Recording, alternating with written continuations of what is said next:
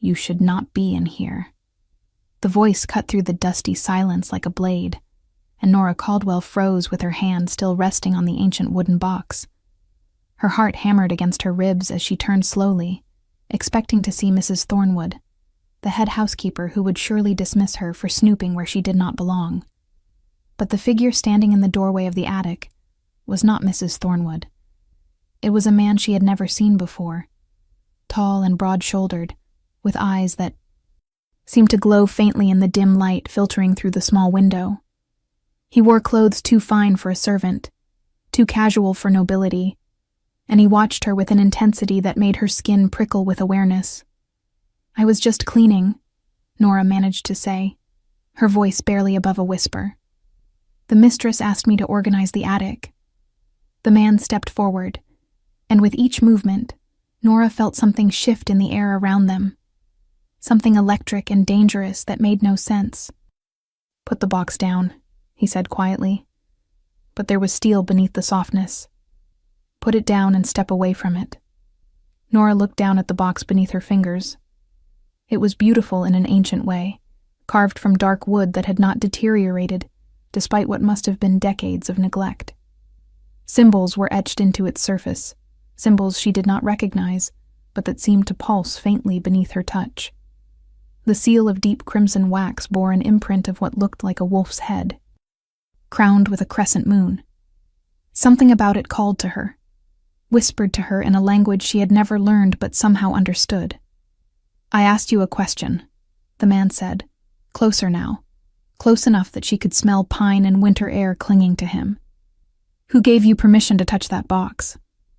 "No one," Nora admitted, lifting her chin despite the fear coursing through her veins. She had spent her entire life being invisible, being nothing, being the orphan girl without a wolf who cleaned floors and emptied chamber pots for people who would never know her name. She was tired of apologizing for existing. "I found it beneath those old blankets. I was curious." The man's eyes narrowed, and for a moment, Nora thought she saw them flash gold. Impossible. Unless he was a shifter, one of the blessed ones who could command their wolf at will. "Curious," he repeated, and there was something almost amused in his tone now. "Curiosity is dangerous for someone in your position." Before Nora could ask what he meant, before she could step away from the box as he had commanded, her fingers pressed against the wax seal. She had not meant to do it. It was as if her hand moved of its own accord, drawn by some invisible force she could not name. The seal cracked beneath the pressure. The sound was small, insignificant, just a tiny fracture in old wax. But the effect was catastrophic. Power exploded outward from the box like a shockwave, a blast of energy so intense that Nora was thrown backward. She hit the wall hard enough to knock the breath from her lungs, stars dancing across her vision. The man cursed, a sharp, vicious sound, and then he was there, his hands gripping her shoulders, his face inches from hers. "What did you do?" he demanded. And now there was no amusement, only urgency, and something that might have been fear. "What in the name of the moon did you just do?" Nora could not answer. She could not breathe, because something was happening inside her. Something that felt like waking up after a lifetime of sleep. Heat flooded her veins, starting from her fingertips where she had touched the seal, and spreading through her entire body in waves that made her gasp. Her skin felt too tight, her bones ached, and beneath it all was a howl building in her chest. A howl she had never been able to make because she had no wolf. Except that was a lie. She could feel it now. Feel her. A presence that had always been there but dormant, sleeping, waiting. "Impossible," the man whispered, and his hands tightened on her shoulders. "You are supposed to be human. You have no scent, no wolf. How is this possible?" The attic door slammed open, and suddenly the small space was crowded with people. Nora recognized some of them as members of the household staff, but others were strangers, all of them staring at her with expressions ranging from shock to outright terror. "The seal has been broken," someone said, a woman with silver-streaked hair and a voice like winter frost. After all these years, someone finally broke the Silvercrest seal. Silvercrest. The name meant nothing to Nora, but it clearly meant something to everyone else. The room erupted into whispers, into arguments, into accusations and demands. Through it all, the man who had found her kept his hands on her shoulders, kept his body between her and the others, as if protecting her from something she could not see. "Everyone out," he said, and his voice carried a weight of command that silenced the room instantly. "Now." They obeyed without question, filing out of the attic until only Nora and the man remained. He released her shoulders slowly, carefully, as if she might shatter if he moved too quickly. "My name is Marcus," he said quietly. "I am the beta of the Blackthorn Pack, and you just triggered an alarm that will bring the Alpha King himself to this estate within the hour."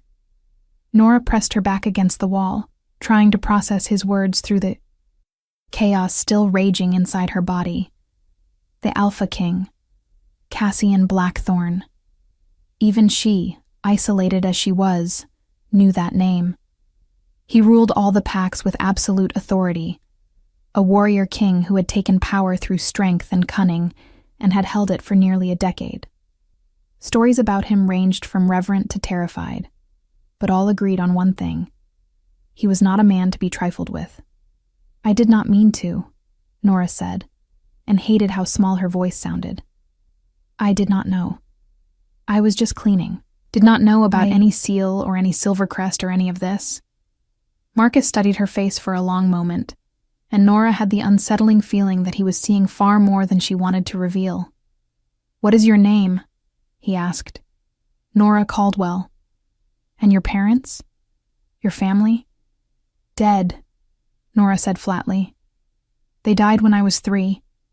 I was raised in the church orphanage until I was old enough to work. I have been a servant here for 5 years. No pack affiliation? No knowledge of your bloodline?" Nora almost laughed, but there was nothing funny about it. "I am human, or at least I thought I was. I have never shifted. I have no wolf scent. The church tests all orphans when they turn 16 to see if they carry shifter blood. I tested negative."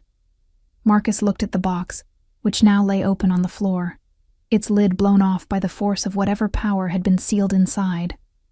Nora followed his gaze and saw what had been hidden within.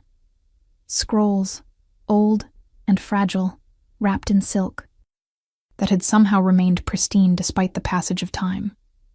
And resting on top of them, a signet ring of white gold, its face carved with the same symbol that had been on the wax seal. A wolf's head crowned with a crescent moon. "The Silvercrest Sigil," Marcus said quietly. "The royal line that ruled before Cassian took power. They were massacred 23 years ago in a coup orchestrated by the Ashford family. Every man, woman, and child was killed.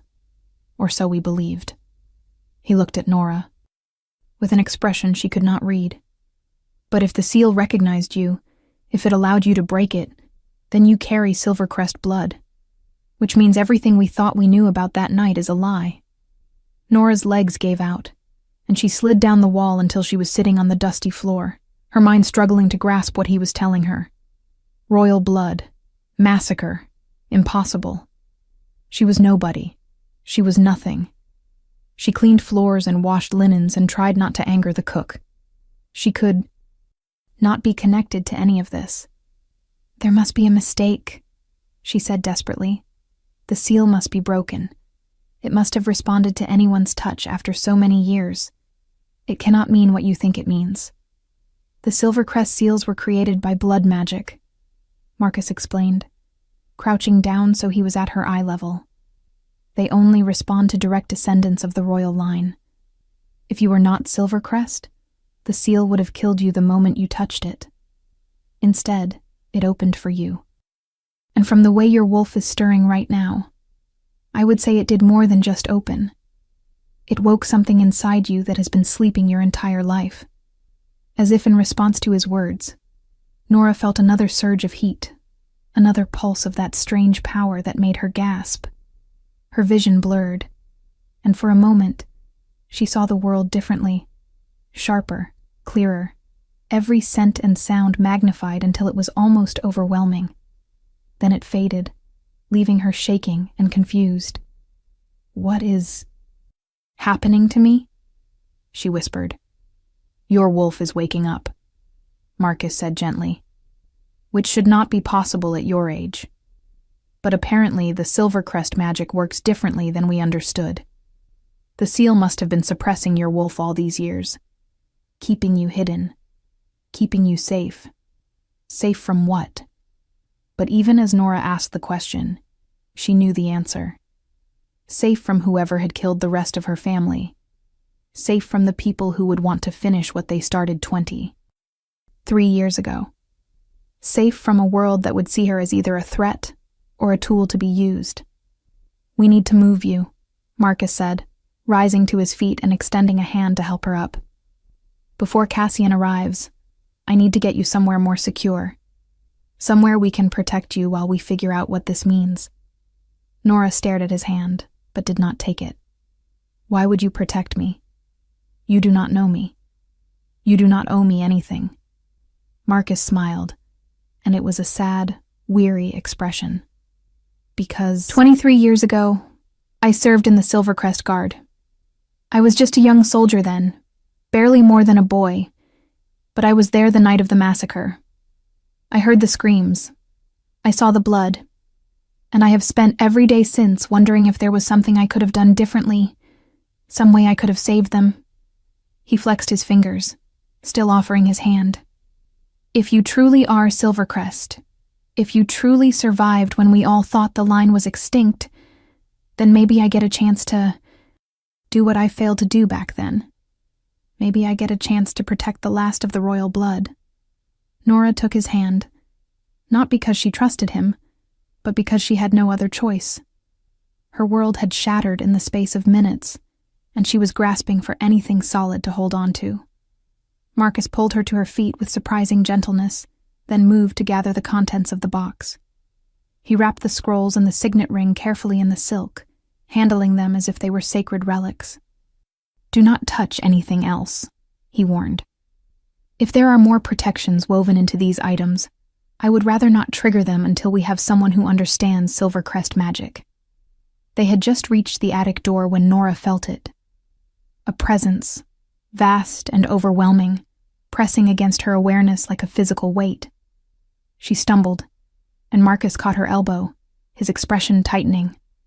"He is here," Marcus said quietly. "The king." He felt the seal break, and he came immediately. "I thought you said we had an hour," Nora managed to say, through the pressure building in her skull. "I was wrong. I have never felt him move this fast." Marcus guided her down the narrow attic stairs, through the servants' passages, but Nora knew it was futile. Whatever was coming, whoever was coming, she could feel him getting closer with every breath. It was like standing in the path of an avalanche, knowing there was no escape, only the terrible anticipation of impact. They emerged into the main hallway, just as the front doors crashed open. The household staff scattered like birds before a storm, and Nora found herself rooted to the spot, unable to move, unable to look away from the man who strode through the entrance, as if he owned not just this estate, but the very air they breathed. Cassian Blackthorn, the Alpha King. Nora had imagined him before, of course. Everyone did. But nothing could have prepared her for the reality. He was tall, easily a head taller than Marcus, with shoulders broad enough to block out the light from the doorway. His hair was dark as midnight, falling to his shoulders in waves that somehow looked both wild and controlled. But it was his eyes that caught her, held her, refused to let her go. They were amber, bright as molten gold, and they fixed on her with an intensity that stole the breath from her lungs. He stopped 3 paces away, and Nora watched as those impossible eyes widened fractionally, watched as something like shock crossed his features before his expression hardened into something unreadable. "You," he said, and his voice was everything she had expected, and nothing like it at the same time. Deep, commanding, but with an undercurrent of something that sounded almost like wonder. "You broke the Silvercrest seal." It was not a question, but Nora nodded anyway, unable to form words under the weight of his stare. Cassian took a step closer, and Nora's instincts screamed at her to run, to flee, to get away from this predator who was looking at her like she was both prey and prize. But she was still frozen, still trapped in his gaze. "Impossible," Cassian murmured. And then he did something Nora never expected.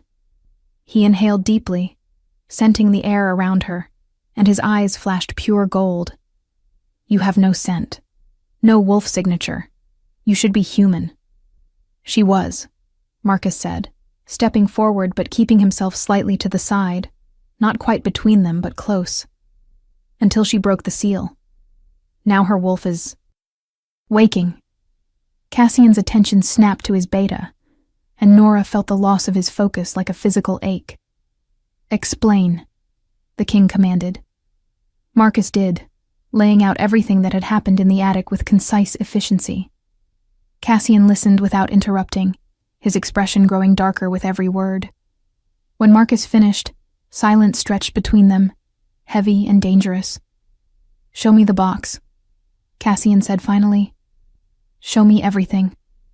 They returned to the attic, though this time, Nora felt like she was walking to her execution rather than back to a simple cleaning task. Cassian moved through the narrow space with a grace that should have been impossible for someone his size, and when he saw the opened box, saw the sigil on the ring Marcus had carefully laid out, something in his face shifted. He crouched down, studying the items without touching them, and Nora watched as his jaw clenched. "It is real," he said quietly.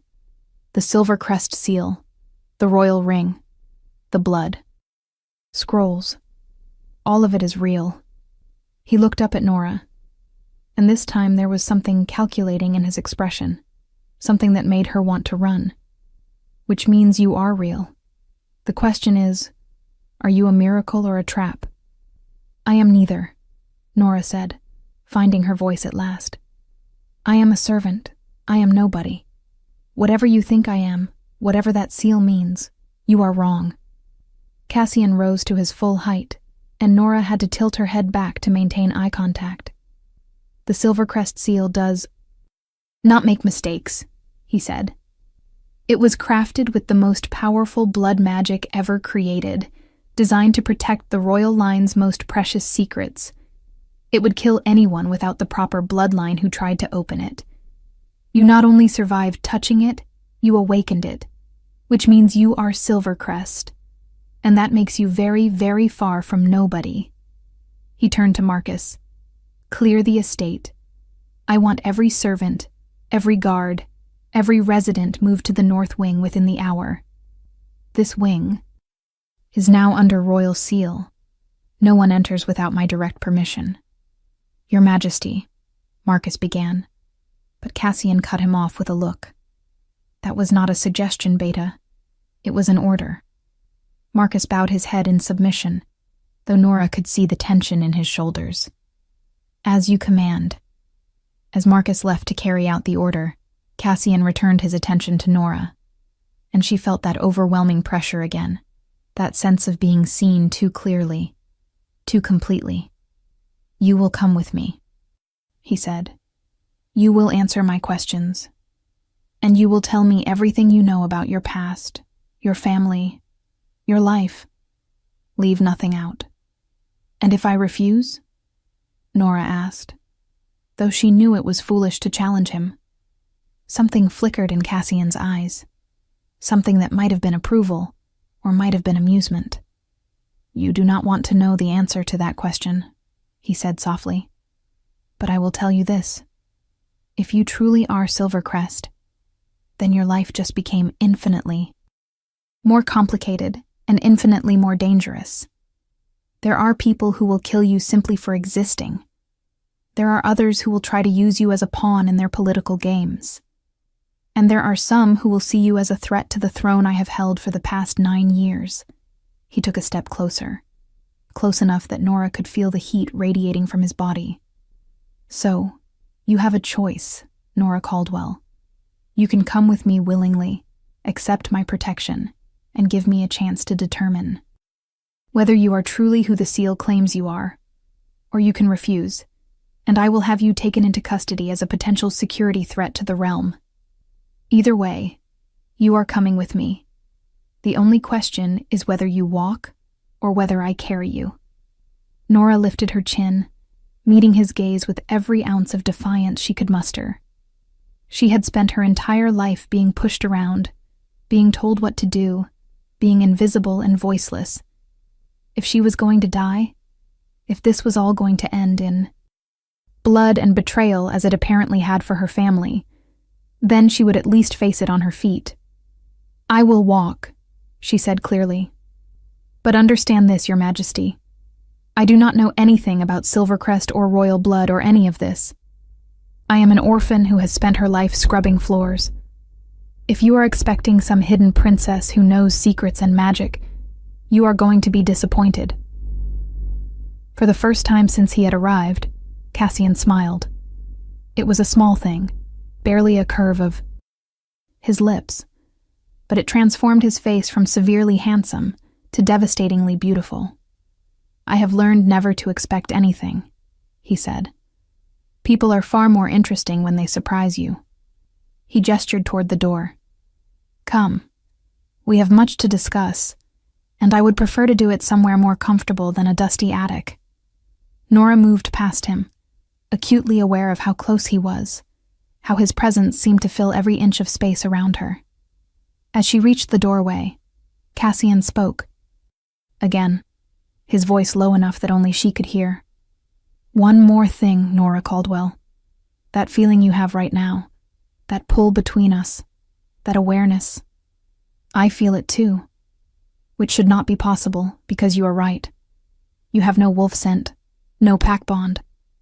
But I feel it anyway." He paused, and Nora forced herself to keep walking, to not turn around, to not acknowledge the truth in his words. Because he was right. There was something between them, some invisible thread that pulled taut. Every time he moved, every time he spoke.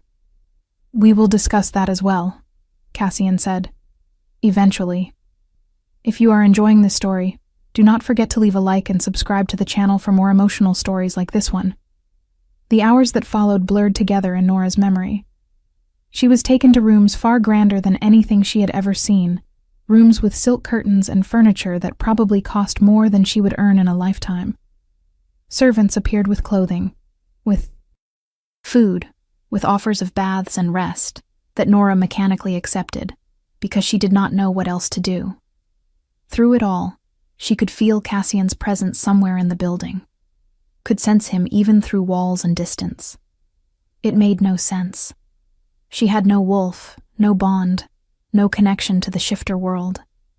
Yet she could feel him like a compass needle finding north. When she was finally summoned to what the servants called the king's study, Nora had been dressed in a gown of deep blue, silk that fit her perfectly, despite no one taking measurements. Magic, she realized. They had used magic to clothe her, to transform her from servant to something else, something that could stand in the presence of a king without causing offense. Cassian was waiting by the window when she entered, his back to her, his hands clasped behind him. He had changed as well, trading his traveling clothes for formal attire that somehow made him look even more dangerous. When he turned, Nora saw that he held the Silvercrest signet ring, the white gold gleaming in the lamplight. "Do you know what this represents?" he asked without preamble.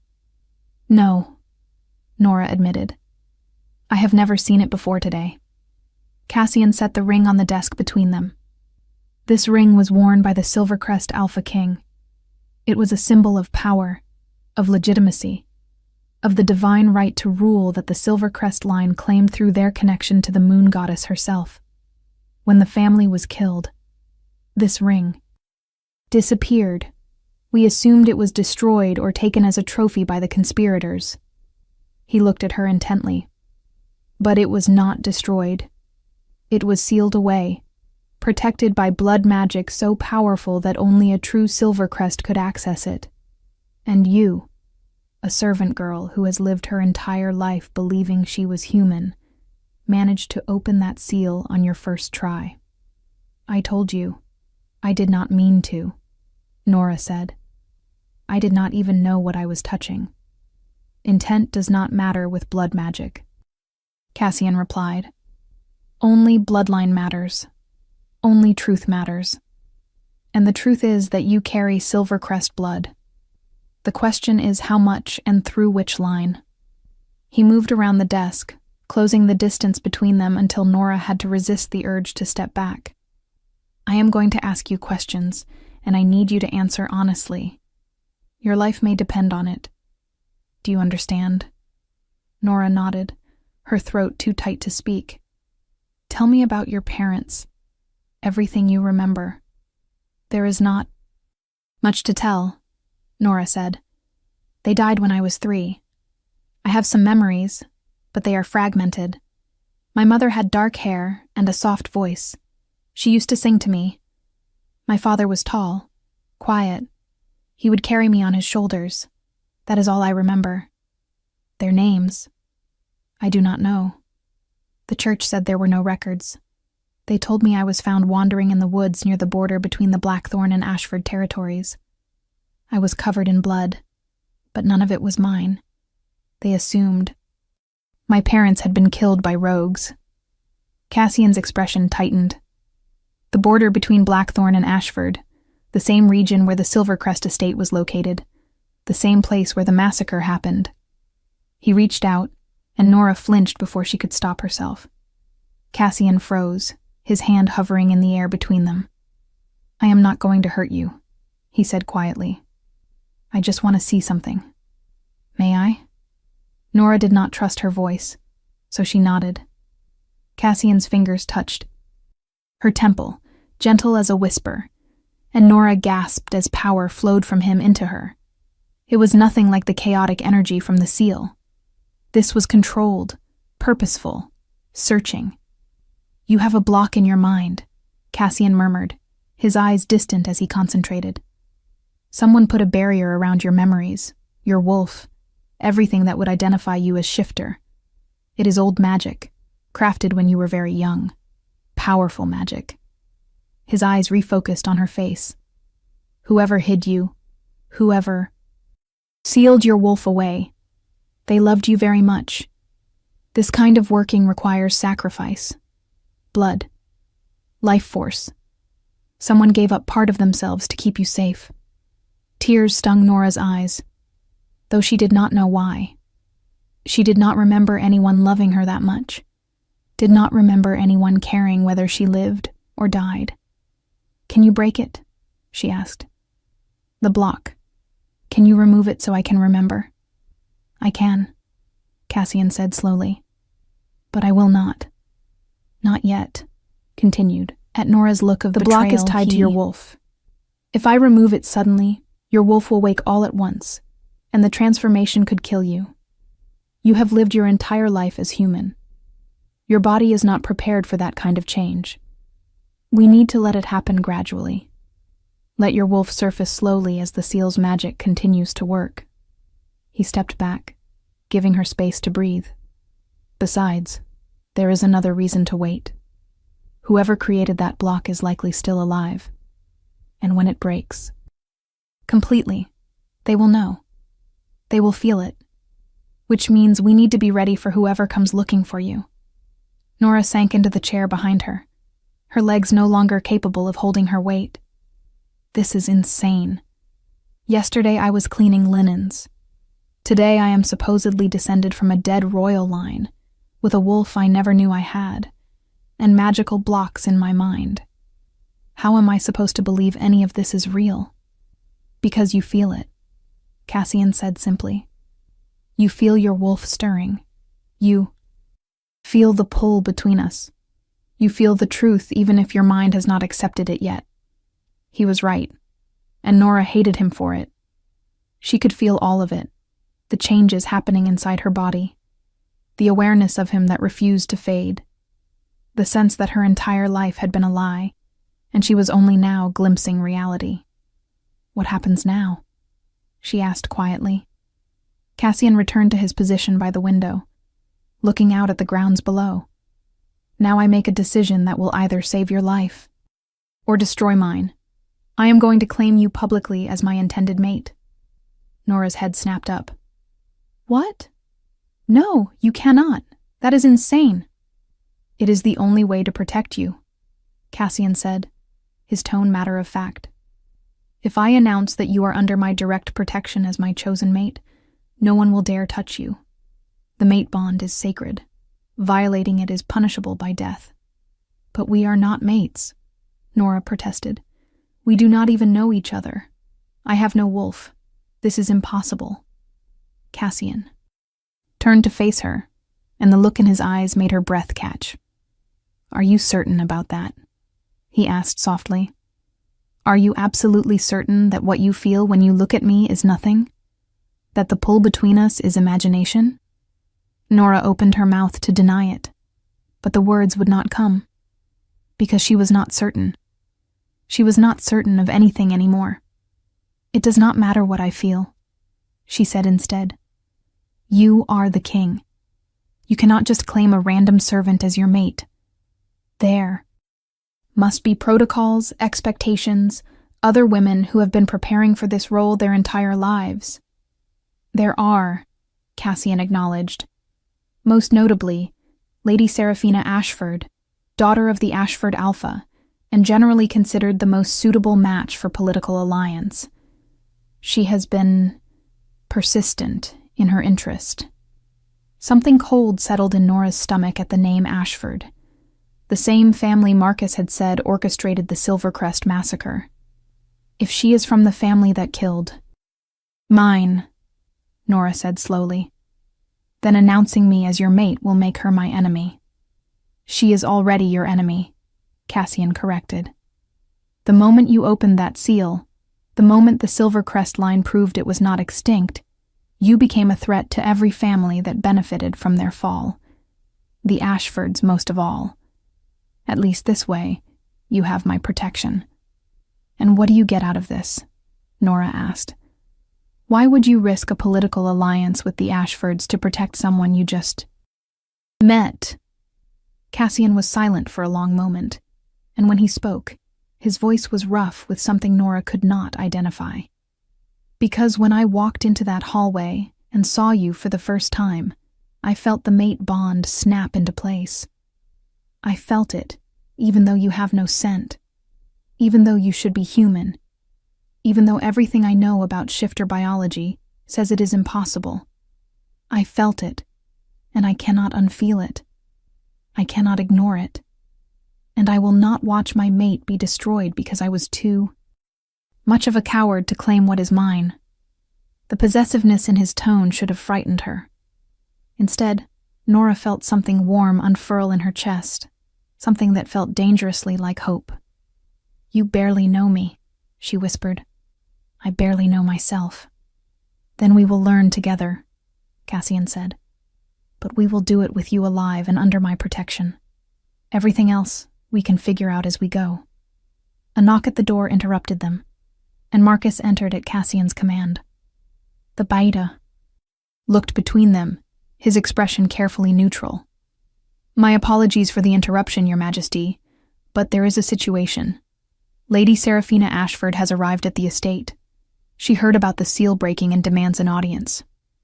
Cassian's jaw clenched. Of course she did. The woman has spies everywhere. He looked at Nora. "Are you ready to face the first of many battles?" Nora thought about running, about refusing, about demanding to be taken back to her simple life of invisibility and safety. But that life was gone, burned away the moment she touched that seal. And if she was going to face whatever came next, she would rather do it standing beside a man who looked at her like she mattered than cowering alone. "I am ready," she said, rising to her feet. "Good." Cassian offered her his arm, a gesture of respect that shocked her. "Then let us go meet the woman who will do everything in her power to destroy you. Try not to let her know she succeeded." The confrontation with Lady Seraphina Ashford was everything Nora had feared, and worse. The woman was beautiful in the way predators are beautiful, all sleek lines and calculated grace. Her hair was the color of honey, swept up in an elaborate style that probably took hours to achieve. Her gown was made of fabric so fine it seemed to shimmer with its own light, and jewels glittered at her throat and wrists. She looked like a queen. And when her eyes, ice blue and sharp as blades, landed on Nora, the contempt was unmistakable. "So this is the little servant who caused all the excitement," Seraphina said, her voice dripping with false sweetness. "How quaint." Cassian's hand tightened fractionally on Nora's arm, a subtle show of support. "Lady Ashford, your journey here was swift, almost as if you were already nearby when the seal broke." Seraphina's smile did not waver. "I was visiting the neighboring estate. Pure coincidence, I assure you. When I felt the surge of old magic, I naturally came to investigate. One cannot be too careful about these things, especially in these troubled times." "Naturally," Cassian said dryly. "Then allow me to ease your concerns. The situation is well in hand. Miss Caldwell here inadvertently triggered a Silvercrest seal while performing her duties. I have taken her into protective custody while we investigate the implications." "How generous of you," Seraphina murmured, circling them slowly like a shark scenting blood. "Though I must admit, I am confused. Why would a simple servant require protective custody? Unless there is more to the story than you are sharing." "There is always more to the story," Cassian replied. "But in this case, the details are not your concern." Seraphina's eyes flashed, the first crack in her perfect composure. "Not my concern? Cassian, darling, everything that affects the stability of your rule is my concern. We have an understanding, you and I. Or have you forgotten the years I have spent supporting your reign? The alliances I have helped forge? The enemies I have helped neutralize?" "I have forgotten nothing," Cassian said, and there was steel beneath the courtesy now, "including the fact that we have no formal arrangement. You have been a valued advisor and ally, Seraphina, but that does not give you authority over my personal decisions." The temperature in the room seemed to drop several degrees. Seraphina stopped circling and faced them directly, and Nora could see the fury burning beneath her. Beautiful mask. "Personal decisions," Seraphina repeated. "Is that what she is? A personal decision?" "She is my mate," Cassian said, and the words rang through the room like a bell. "I am claiming Nora Caldwell as my chosen mate, and any who wish to challenge that claim can do so formally through the ancient rites. But I warn you now, I will defend that claim with everything I have." The silence that followed was deafening. Nora could hear her own heart pounding, could feel the weight of Seraphina's stare like a physical thing. When the lady finally spoke, her voice was very soft, very dangerous. "You are making a mistake," she said. "A terrible, costly mistake. This girl is nobody. She has no pack, no lineage, no training. She will make you weak. She will make you vulnerable. And your enemies will destroy you both. Let them try," Cassian said simply. Seraphina looked at Nora then, really looked at her, and what Nora saw in those ice-blue eyes made her blood run cold. It was not just anger or jealousy, it was calculation, planning, the look of someone who had already decided exactly how to eliminate a problem. "Well then," Seraphina said, her smile returning though it did not reach her eyes. "I suppose I should congratulate you both. How unexpected. How interesting." She swept toward the door, then paused and looked back. "I do hope you know what you are doing, Cassian. The Silvercrest line has been extinct for over 2 decades. If anyone were to suddenly appear, claiming that bloodline, well, it would raise so many questions, would it not? Questions about who survived, questions about who might have helped them survive, questions about conspiracies and loyalties and all sorts of uncomfortable truths. Her gaze slid to Nora. I wonder what other secrets might come crawling out of the woodwork now that the seal has been broken. I suppose we will all find out soon enough. She left then, gliding through the door with the same predatory grace she had entered with, but her words hung in the air like poison. Marcus, who had been standing guard by the door, let out a long breath. That could have gone worse, he said. Could it? Nora asked shakily. She basically just threatened to expose me as Silvercrest and paint me as part of some conspiracy. She threatened to try, Cassian corrected. Whether she succeeds is another matter entirely. But she is right about one thing. Now that the seal is broken, others will start asking questions. The Ashfords are not the only family with secrets from that night. There were 5 noble houses involved in the coup. The Ashfords led it, but they had help. He released Nora's arm and moved to pour himself a drink from the crystal decanter on the sideboard. We need to move quickly. I will make the formal announcement of our engagement tomorrow at the Moon Court gathering. Every alpha in the territory will be present. Once the declaration is made in front of the court, it becomes binding. No one will be able to touch you without declaring war on me personally. And after that? Nora asked. After that, we prepare for the blood moon ceremony, Cassian said. It is in 3 weeks. A sacred ritual where the Alpha King reaffirms his bond with the moon goddess and displays his power before the packs. Traditionally, it is also when mates are formally bound in front of the realm. He met her eyes. If your wolf wakes before then, if the block in your mind continues to deteriorate, the ceremony will be when we find out exactly who and what you are. The moon goddess does not lie during the blood moon. All truths are revealed. What do you think will happen next? Leave your predictions in the comments below. The days that followed were a whirlwind of preparation, protocol, and politics that made Nora's head spin. Cassian had assigned her a suite of rooms in the royal wing, along with a staff of attendants who treated her with a deference that made her deeply uncomfortable. She was fitted for gowns, taught court etiquette by a stern woman named Helena, who seemed perpetually disappointed in her posture, and subjected to lessons in everything from dancing to diplomatic small talk. Through it all, Nora could feel her wolf growing stronger. It started as whispers, impressions, fleeting moments where her senses would sharpen or her instincts would flare. But with each passing day, the presence grew more distinct, more insistent. She began to catch scents she had never noticed before, could hear conversations from rooms away, felt urges to run and hunt and howl that she had to constantly suppress. The block in her mind was crumbling, and with it, fragments of memory began to surface. Flashes of a grand hall filled with wolves, a woman's laughter, warm and musical, strong arms lifting her high, and blood. So much blood. The nightmares started on the 3rd day. Nora would wake gasping, images of fire and screaming still vivid behind her eyes. But when she tried to grasp the details, they slipped away like smoke.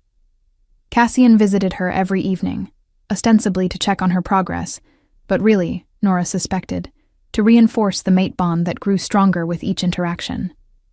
They would talk for hours, about everything and nothing. He told her about the politics of ruling, about the delicate balance he maintained between the packs.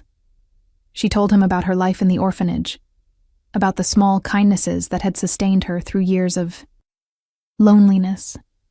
And slowly, carefully, they began to trust each other. You are not what I expected, Cassian admitted one evening as they sat in the garden overlooking the estate grounds. When I felt the mate bond, I thought the moon goddess had made a mistake. You had no scent, no wolf. It made no sense. And now? Nora asked. Now I think perhaps she knew exactly what she was doing, Cassian said quietly. You have a strength in you, Nora. Not the obvious kind. Not the warrior strength of claws. Fangs. But something deeper. You survived when your entire family was slaughtered, You endured years of isolation and hardship without becoming bitter or cruel. You faced Serafina Ashford without flinching, even though she terrified you. He looked at her intently. That kind of strength is rare. It is the kind of strength a king needs in his queen. The word queen made Nora's stomach flip. I am not queen material, she said. I can barely remember which fork to use at formal dinners. Helena will teach you the forks, Cassian said with a hint of amusement. But the rest, the things that actually matter, you already have. Before Nora could respond, a howl split the night air. It was followed by another, then another, until a chorus of voices rose from the woods surrounding the estate. Cassian was on his feet instantly, his entire demeanor shifting from gentle to lethal in a heartbeat. Marcus, he called, and the beta appeared from the shadows where he had been standing. Watch. Report. Scouts, Marcus said grimly. 3 packs worth circling the perimeter. They have not crossed the boundary yet, but they are making their presence known. Which packs? Ashford, Thornwood, and Blackwater, Marcus replied. The same 3 families that stood with Ashford during the coup. Cassian's eyes flashed gold, his wolf rising close to the surface. They are testing me. Seeing if I will back down from my claim now that Serafina has undoubtedly spread word about Nora's possible Silvercrest heritage.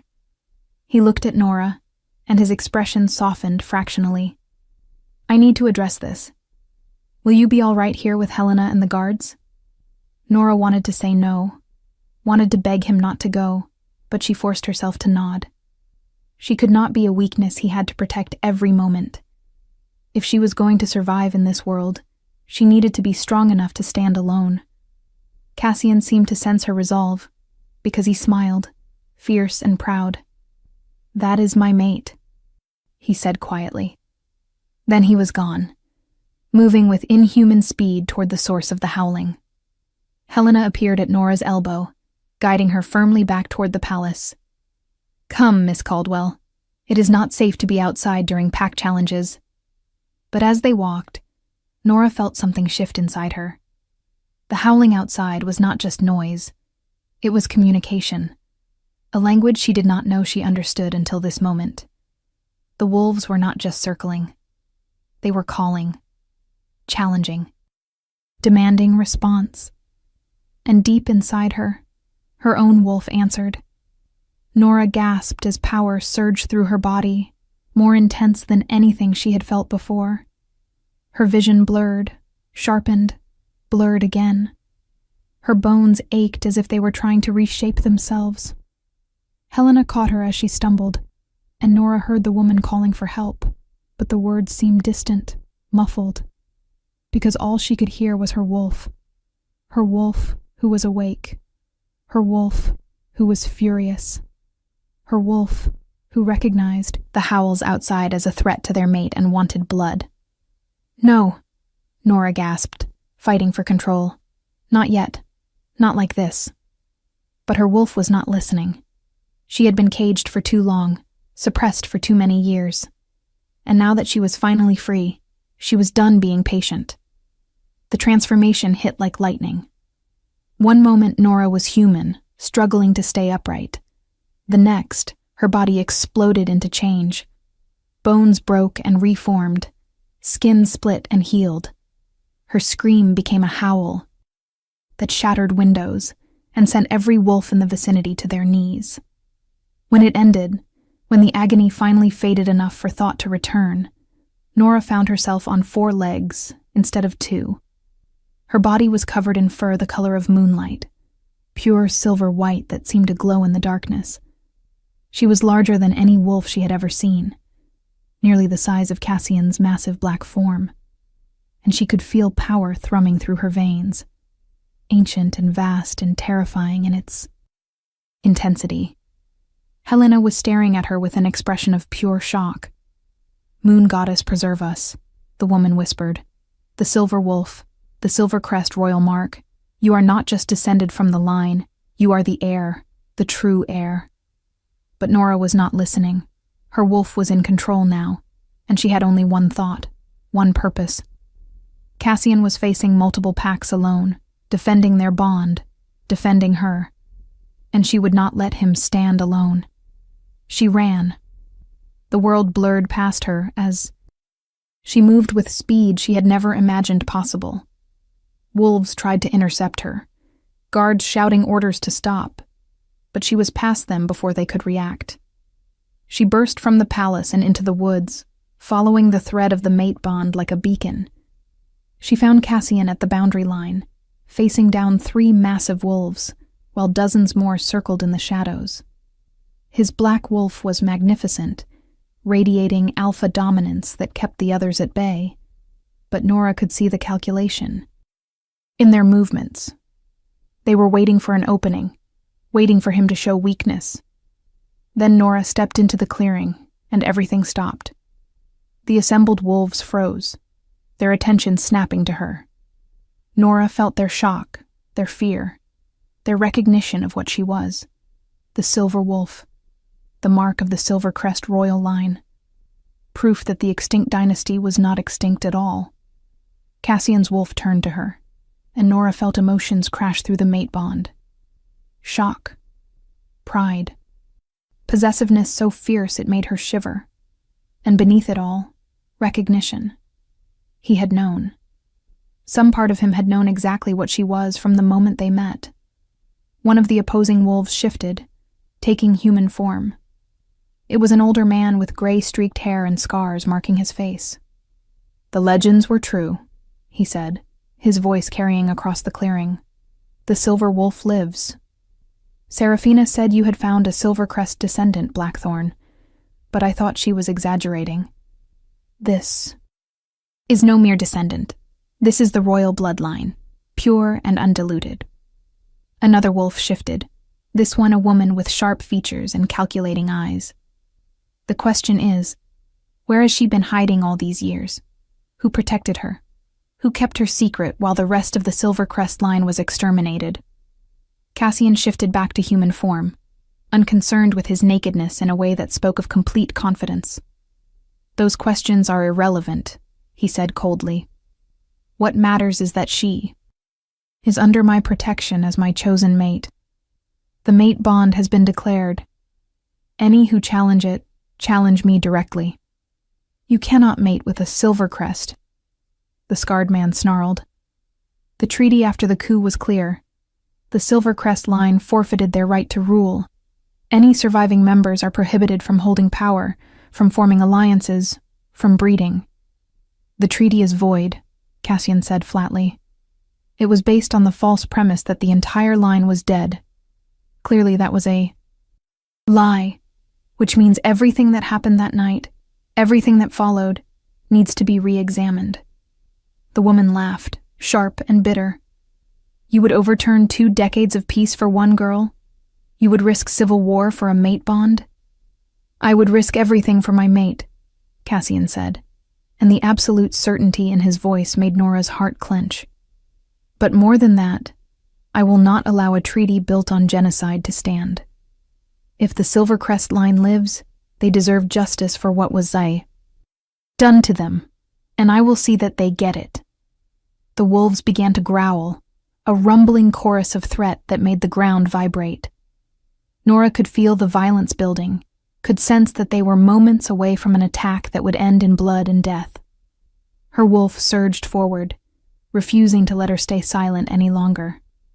When Nora spoke, it was with a voice that carried power she did not know she possessed, a voice that resonated with ancient authority.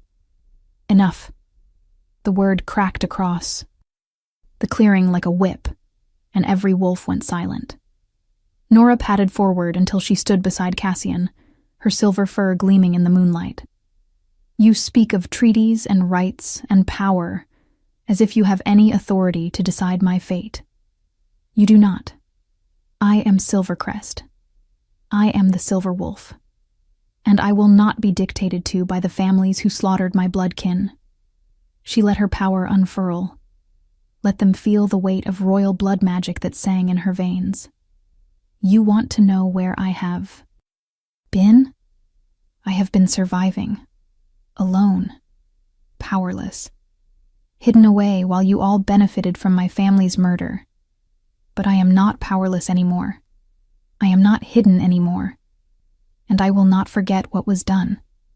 The wolves began backing away, their dominance displays crumbling in the face of her authority.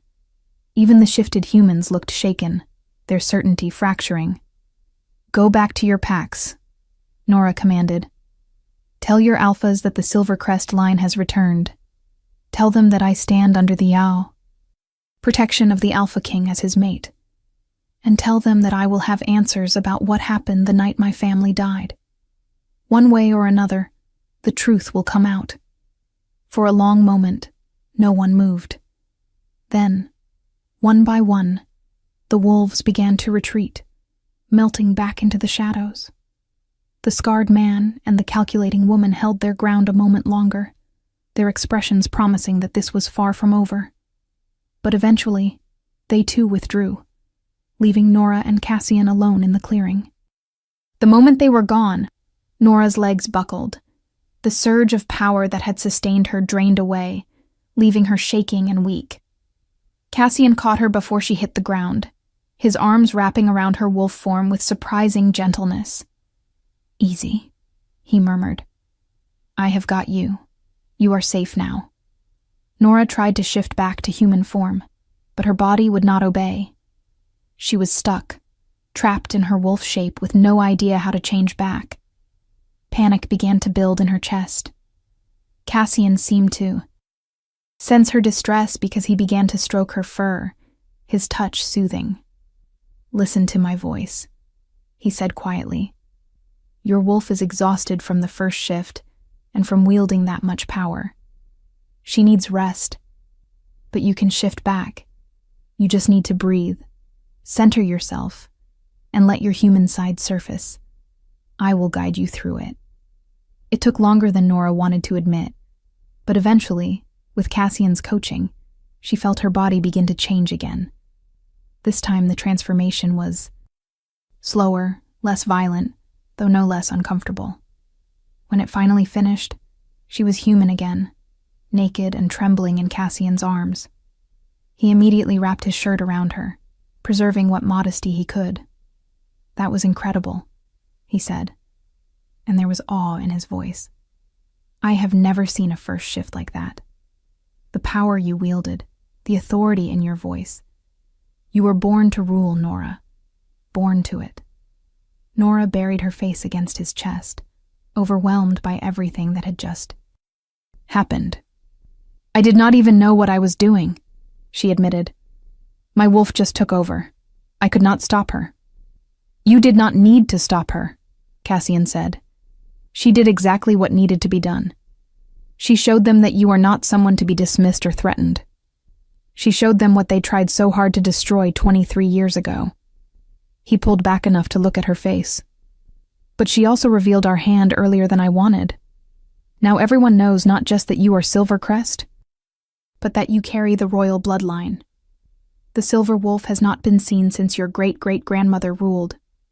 Its appearance means you are not just any Silvercrest. You are the direct heir to the throne." "I do not want a throne," Nora said desperately. "I just want to survive. I just want to understand what happened to my family." "Then we will find those answers together," Cassian promised. "But I need you to understand something. You unleash that power tonight in front of multiple packs. Word will spread. Within days, every supernatural creature in the realm will know that the silver wolf has returned. Some will see that as hope. Others will see it as a threat that needs to be eliminated before you become too powerful to stop." He cupped her face in his hands. "The blood moon ceremony is in 2 weeks. We need to use that time to prepare you, to train you, to help you master your wolf before you have to stand before the entire realm. Can you do that? Can you trust me to help you?" Nora looked into his amber eyes, saw the genuine concern there alongside the fierce possessiveness. He could have walked away, could have decided she was too much trouble, too much risk. But instead, he was offering to stand with her, to fight for her, to give her the tools she needed to survive. "I trust you," she said quietly. And as the words left her lips, Nora felt the mate bond between them surge stronger, felt it settle into place like a key turning in a lock. This was real. Whatever else was uncertain, whatever dangers lurked in the shadows, this connection between them was true. Cassian's eyes flashed gold, and Nora knew he felt it too. For a moment, she thought he might kiss her. The tension between them pulled taut, electric with possibility. But then he stepped back, creating distance with what seemed like physical effort. "We should get you inside," he said, his voice rough. "You need rest. Tomorrow the real work begins. If you want to see how this story ends, make sure you are subscribed with notifications on." The 2 weeks before the blood moon ceremony passed in a blur of training, politics, and increasingly vivid nightmares.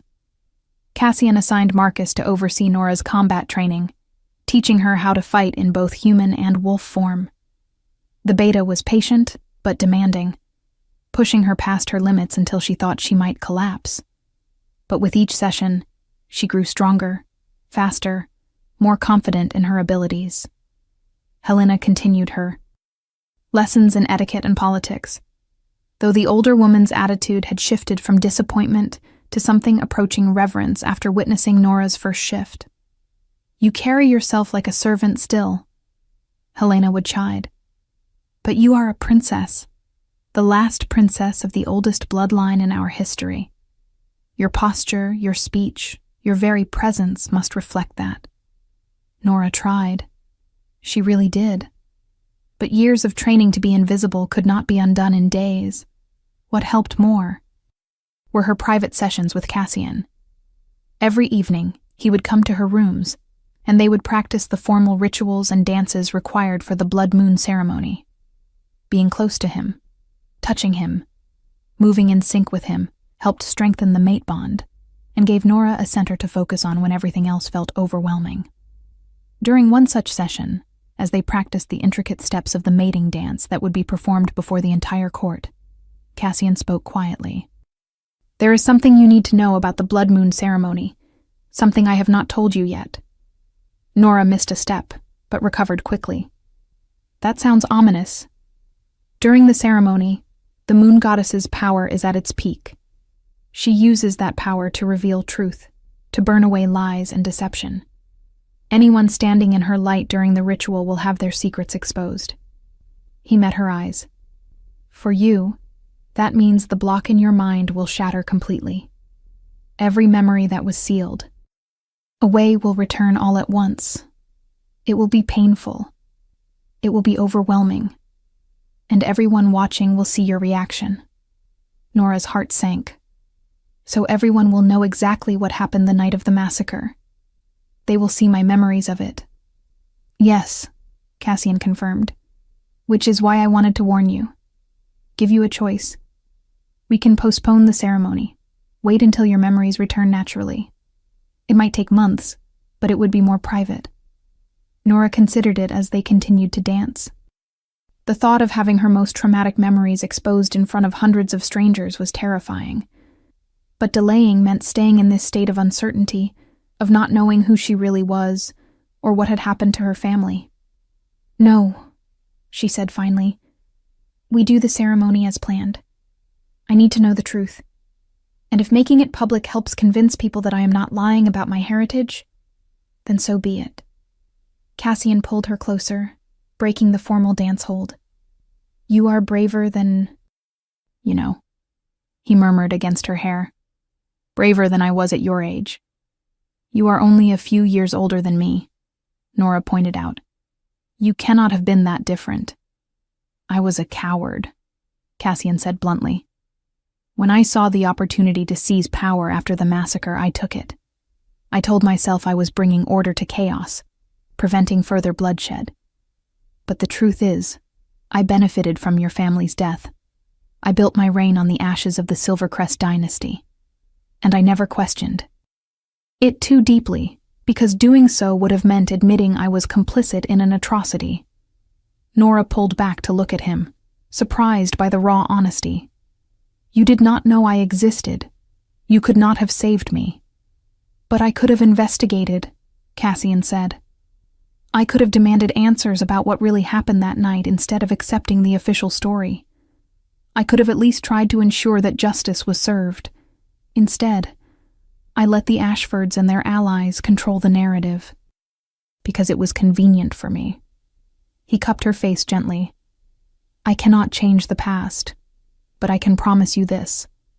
When your memories reveal the truth about that night, I will ensure that every person responsible faces consequences, even if it means going to war with half the realm.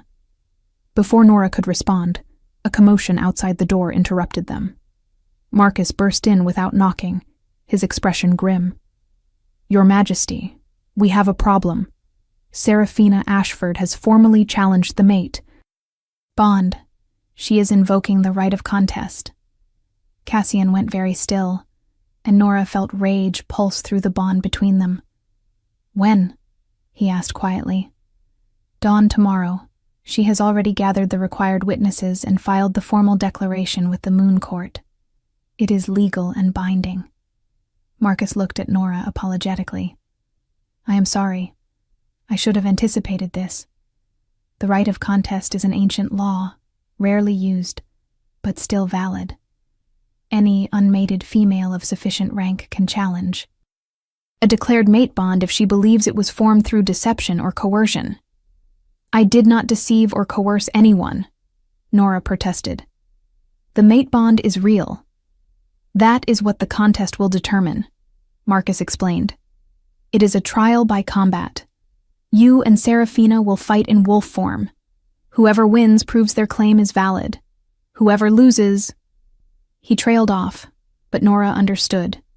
Whoever loses dies. This is insane, Nora said, looking between Marcus and Cassian.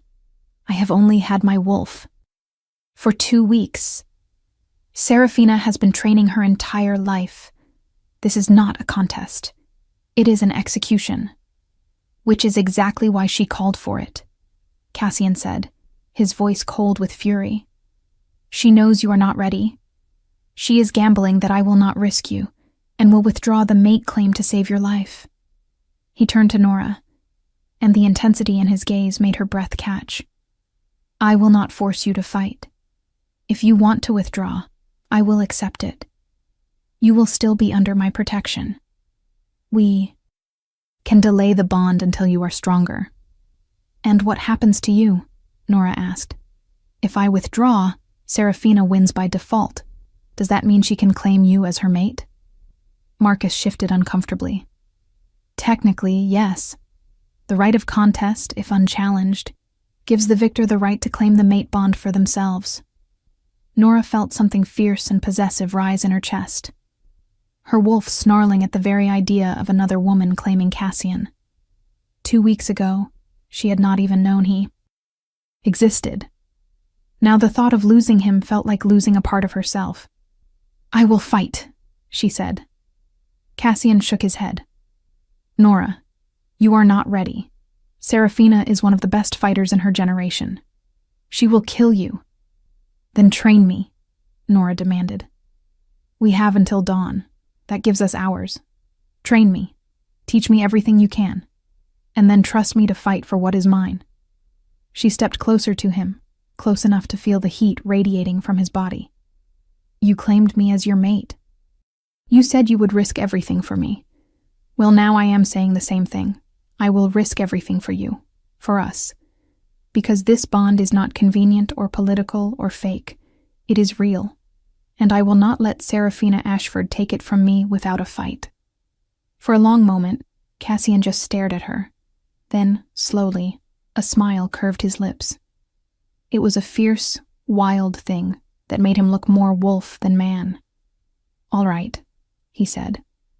Then let us make sure you survive until sunrise. Marcus, clear. The training grounds. Gather anyone who has combat experience with speed fighters like Seraphina. We are going to spend the next few hours teaching Nora every dirty trick and exploit we know. Marcus grinned. Now that sounds like a plan I can support. The hours that followed were brutal. Cassian and Marcus put Nora through scenario after scenario, teaching her how to anticipate attacks, how to use her smaller size and greater speed to her advantage, how to turn an opponent's strength against them. Other wolves joined them, each offering insights from their own fighting styles. By the time dawn began to lighten the sky, Nora was covered in bruises and bite marks, exhausted beyond anything she had ever experienced. But she was also faster, sharper, more confident than she had been the day before. "Remember," Cassian said, as they walked toward the ceremonial grounds where the contest would take place. "Seraphina will try to intimidate you first. She will use words, gestures, anything, to make you doubt yourself. Do not engage. Do not respond. Save all your energy for the fight itself." "And if she is just better than me?" Nora asked quietly. "If all the training in the world is not enough?" Cassian stopped walking and turned to face her fully. "Then you make sure that when you fall forward. You fight with everything you have, until your very last breath. You make her work for every inch, make her earn the victory, make her remember your name for the rest of her life." He pulled her into his arms, holding her tightly. "But I do not think it will come to that. I have seen something in you these past 2 weeks, Nora. A fire. A determination. You have survived things that would have broken most people. You will survive this too." Nora wanted to believe him. Goddess, how she wanted to believe him.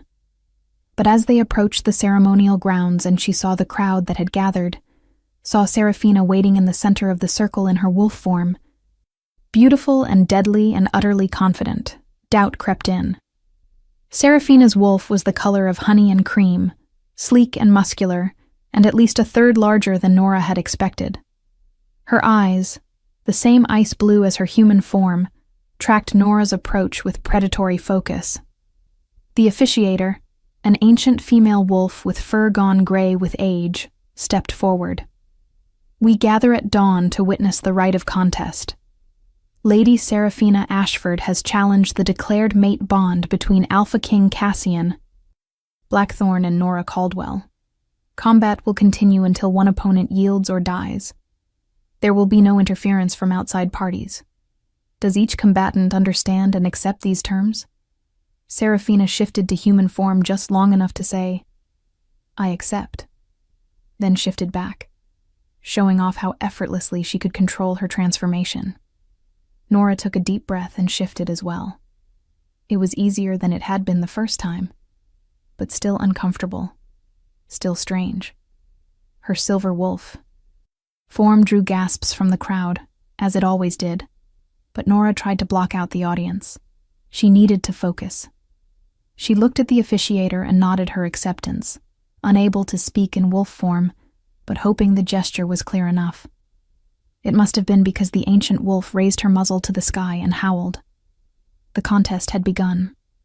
Seraphina did not waste time with posturing or circling.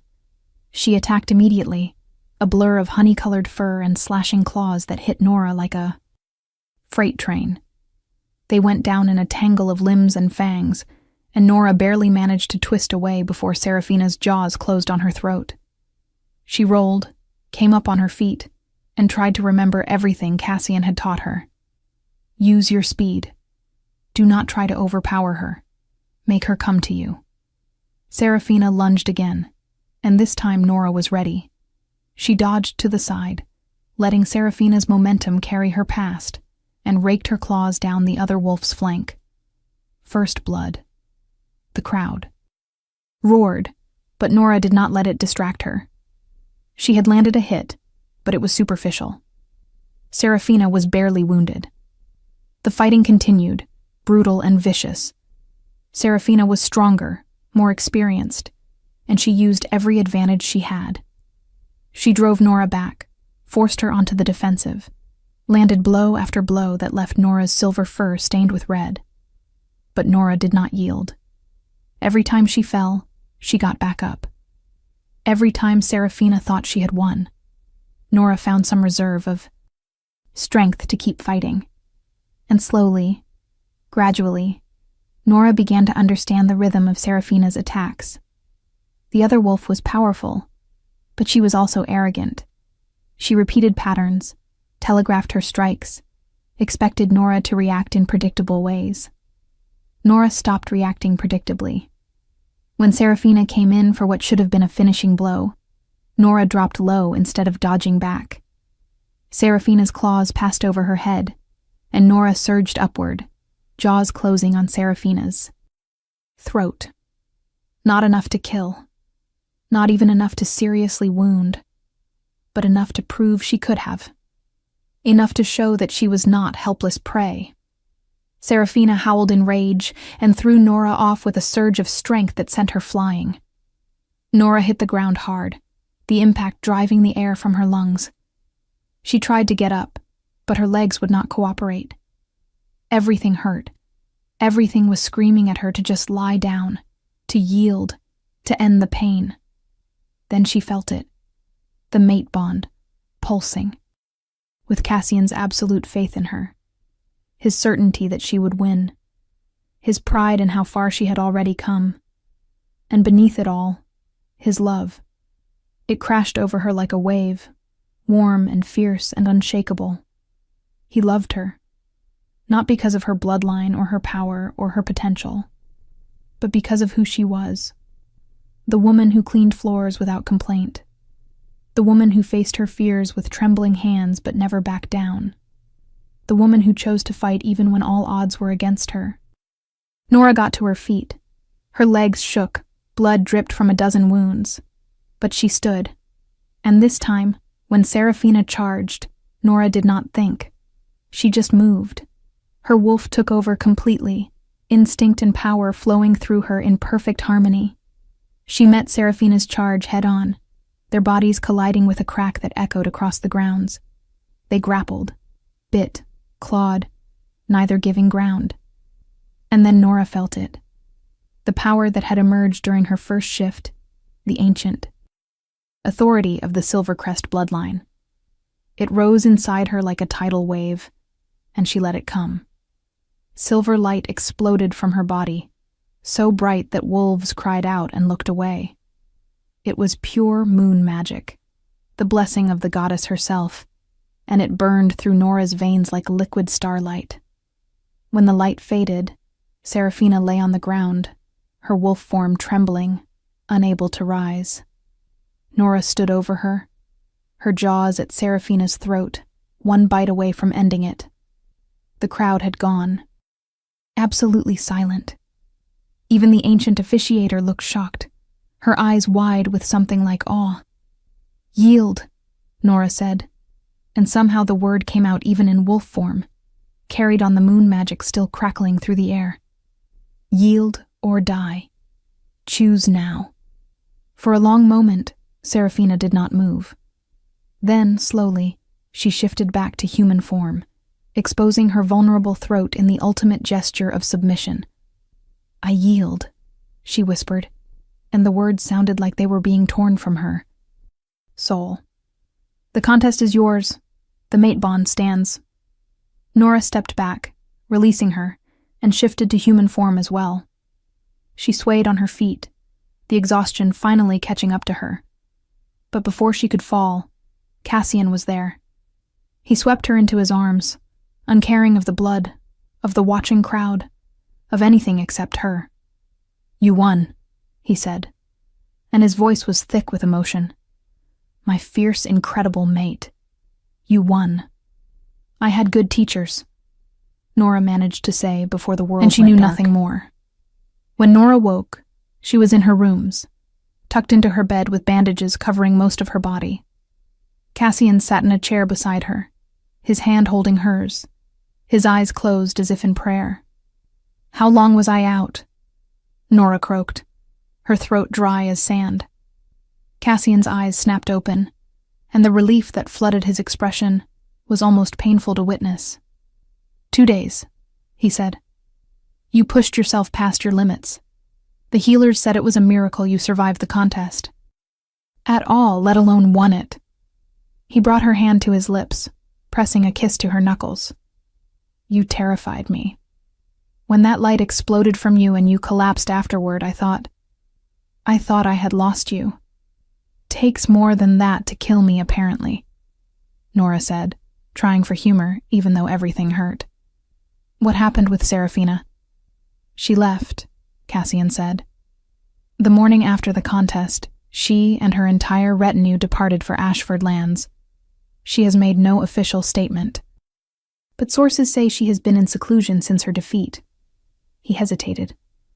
There is something else. The moon magic you used during the fight, the power you channeled. It was recorded by the court chroniclers. Every Pack Alpha has now seen proof that you are not just Silvercrest, but that the goddess herself recognizes your claim. Is that good or bad? Nora asked. Both, Cassian admitted. It legitimizes you, makes it nearly impossible for anyone to deny your heritage. But it also makes you a bigger target. Every wolf who dreamed of power, who resented the Silvercrest rule, who benefited from the coup, will now see you as a threat that needs to be eliminated. He squeezed her hand gently. But we will face it together. The Blood Moon ceremony is in 5 days. Are you still willing to go through with it? To have your memories revealed in front of the court? Nora thought about it, about the cost and the risk. But she also thought about the fragments she had been remembering in her dreams. The sound of her mother's laughter, her father's strong arms, the faces of people she had lost and could not quite recall. I am ready, she said. I need to know the truth. All of it.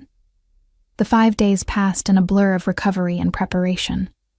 Nora's wounds healed with supernatural speed, another gift of her Silvercrest blood. By the time the blood moon rose on the night of the ceremony, she was whole again, dressed in a gown of silver and white that seemed to be woven from moonlight.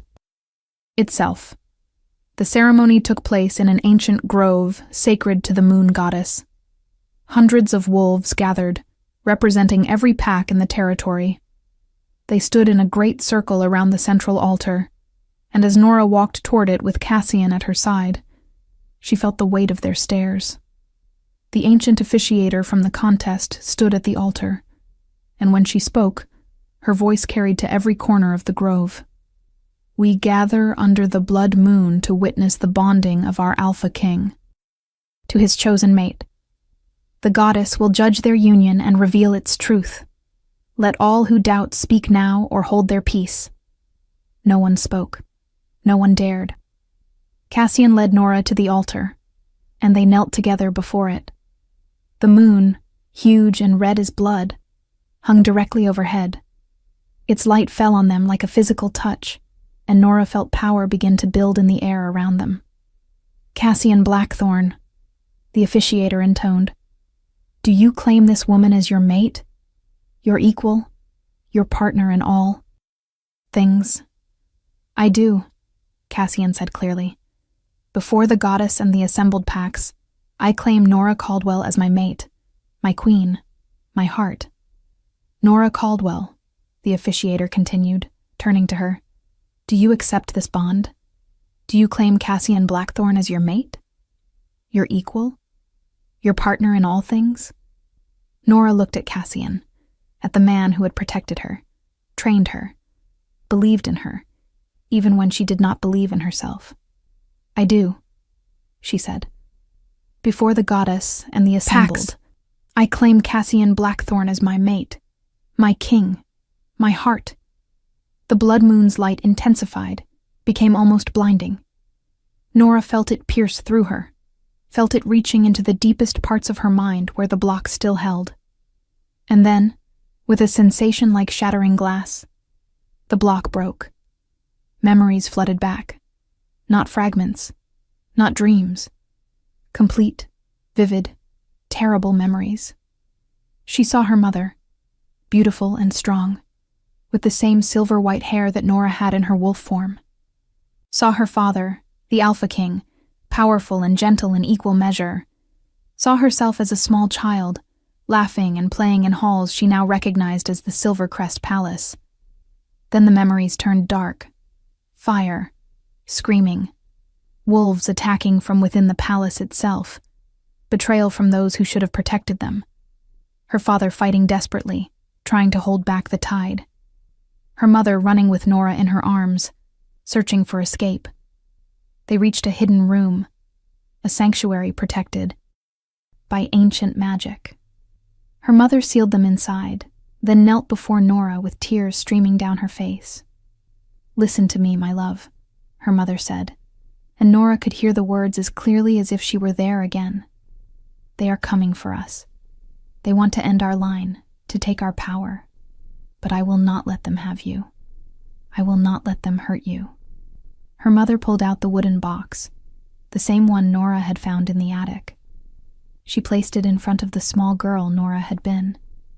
Inside, "This box is your heritage, your birthright, proof of who you are. But for you to survive, you must forget. You must become invisible. You must hide until the time is right." Her mother cut her palm, letting blood drip onto the box. "I seal you, Nora Silvercrest. I seal your wolf, your memories, your power. I seal them until someone worthy finds you, until someone strong enough to protect you claims you. This is my gift. This is my sacrifice. Survive, my daughter. Survive and come back to claim what was stolen." The magic had flowed from her mother in waves, so bright and painful that little Nora screamed. She felt her wolf being pushed down into sleep, felt her memories being wrapped in fog, felt herself becoming less, becoming human, becoming invisible. Her mother had used the last of her strength to create a portal, throwing Nora through it even as the door to their sanctuary shattered. The last thing Nora remembered before the portal closed was her mother facing down a dozen wolves, her eyes fierce and defiant even in defeat. "For Silvercrest," her mother howled. "For my daughter. For the future you will never take from us." Then the portal closed, and Nora was alone in the woods, covered in her mother's blood but unharmed. Crying for parents she was already starting to forget. The memories ended, and Nora found herself back in the present, tears streaming down her face, sobs tearing from her throat. Around her, the assembled pack stood in absolute silence. They had seen it all. Every moment, every sacrifice, every horror. Cassian pulled her against him, his own eyes wet as he held her. "I am sorry," he whispered. "I am so sorry for what was done to you, for what you lost." Nora clung to him, letting herself grieve for the family she had finally remembered, for the mother who had given everything to save her, for the father who had died fighting to protect them, for the childhood that had been stolen, and the years she had spent alone, not knowing who she truly was. When she finally had cried herself empty, she pulled back and looked at the assembled wolves. Many of them were crying too, she realized. Hardened warriors with tears on their faces, moved by what they had witnessed. "You saw," Nora said, her voice rough but clear. "You saw what happened. You saw how my mother died protecting me, how my father died defending his family, how the Silvercrest line was murdered not in fair combat, but through betrayal and treachery." She looked directly at the section where the Ashford wolves stood. "And you saw who led the attack, who broke into our sanctuary, who ignored the laws of hospitality and honor to slaughter children and civilians along with warriors." An older man stepped forward from the Ashford group, his face grim. "What we saw was one child's memory of a chaotic night. Memories can be false. Memories can be implanted. This proves nothing. The blood moon does not lie," the ancient officiator said sharply. "The goddess's light reveals only truth. What we witnessed was truth. The Ashford family led the massacre. They broke every law of pack and honor to seize power that was not theirs to take." Murmurs ran through the crowd, growing louder. Nora could feel the tide turning, could feel the shock and anger building as wolves processed what they had seen. "I call for justice," Nora said, and her voice carried the weight of her bloodline, of her mother's sacrifice, of 23 years of stolen life. "I call for the Ashford family to answer for their crimes, for the massacre of the Silvercrest line, for the violation of sacred law, for the corruption of our society with lies and false treaties. And I second that call, Cassian said, standing beside her. As Alpha King and as mate to the rightful Silvercrest heir, I demand that the Ashford family face trial for their actions. The council will convene within the week to hear evidence and render judgment. The Ashford wolves began to protest, but they were drowned out by the howls of agreement from the other packs. The tide had turned completely. Nora had won not through combat this time, but through truth. The ceremony continued, though the mood had shifted from purely celebratory to something more complex. Nora and Cassian completed the mating ritual, their wolves running together under the blood moon, while the assembled packs bore witness. When it was done, when the bond was sealed not just by choice, but by ancient magic, Nora felt complete in a way she never had before. She was no longer an orphan, no longer invisible. She was Nora Silvercrest Blackthorn, daughter of a murdered king and queen, mate to the Alpha King, and rightful heir to a dynasty thought extinct. And she would use that position, that power, to ensure that no one else ever suffered as her family had suffered. If this story touched your heart, share it with someone who loves epic romance. Tell me in the comments, did you see this ending coming? The trials that followed took months. The Ashford family fought viciously, using every legal maneuver they could to delay and deflect. But the evidence was overwhelming, especially once other survivors began to come forward with their own testimonies about that terrible night. In the end, the Alpha of the Ashford family was executed for treason and murder. Seraphina and her remaining relatives were stripped of their titles and lands, reduced to the status of rogues without pack or territory. It was harsh, but necessary. The realm needed to see that justice could still be served, even decades later. Nora threw herself into learning how to rule, working alongside Cassian to reform laws and restore the traditions that had been corrupted after the coup. She discovered she had a talent for diplomacy, for seeing connections and finding compromises that satisfied multiple parties. Her reputation grew, and wolves who had initially dismissed her as a political pawn began to respect her in her own right. 6 months after the Blood Moon ceremony, Nora stood in the rebuilt Silvercrest Palace, looking out over lands that had been desolate for decades, but were now thriving again. Wolves who had been displaced, who had lost their packs to the chaos following the massacre, had returned. They were building a new community, one that honored the past while looking toward the future. Cassian found her there, wrapping his arms around her from behind. "Thinking about your parents?" he asked gently. "Always," Nora admitted. "I wish they could see this. See what we have built from the ashes." "I think they know," Cassian said. "I think your mother especially knows. Her sacrifice was not in vain. You survived. You came back. You reclaimed everything that was stolen." He turned her in his arms so he could see her face. "And you did it while maintaining your compassion, your sense of justice. You could have become cruel, could have sought revenge beyond what was necessary. But you did not. You chose to build rather than destroy. Your parents would be proud." Nora kissed him, pouring all her love and gratitude into the gesture. When they finally broke apart, she smiled. "We have built something good here," she said. "But we are not done yet. There are still wolves who need help, still injustices that need to be addressed, still work to be done. Then we will do it together," Cassian promised. "Today, tomorrow, and every day after. You and me, king and queen, mates, partners." "Partners," Nora agreed, and the word felt like a vow. She had started as nobody, an invisible servant cleaning floors in a house that was not her home. But through courage and determination, through love and sacrifice, she had become something more. She had become herself.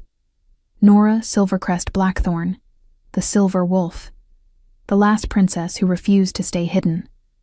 And her story, their story, was only beginning.